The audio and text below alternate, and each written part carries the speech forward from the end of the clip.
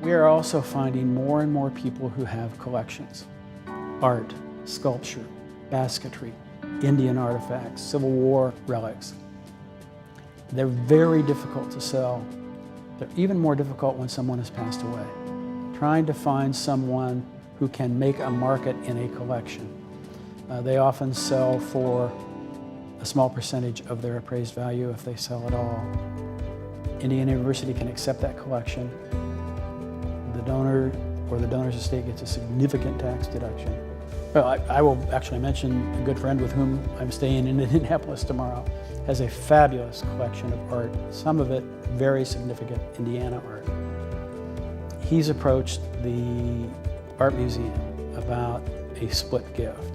That is to say that the art museum keeps in its collection and will display those pieces that are unique and fill holes in the art museum's inventory. And the rest he's very happy to be sold.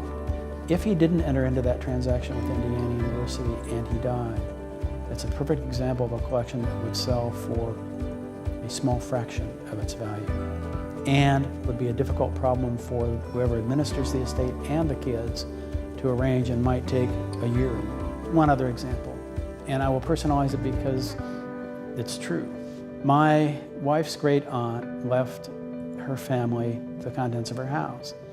My wife loves books, and we got rows of books that were sitting on our shelves, most of them, I'm sorry to say, unread, most of them 100 years old or older.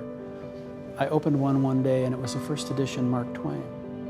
So I went on the web and found out that it had very substantial value. Called my gift officer and said, is there any chance that the university would want to have this in its library?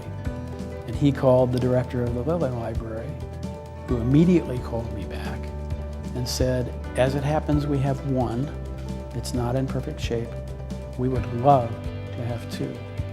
So a book that sat on our shelves for 30 years, unread and unappreciated, which, when we died, would have gone into a box at an estate sale for a quarter, went to Indiana University and sits on the shelves of the Lilly Library, and I got a tax deduction for a very significant value.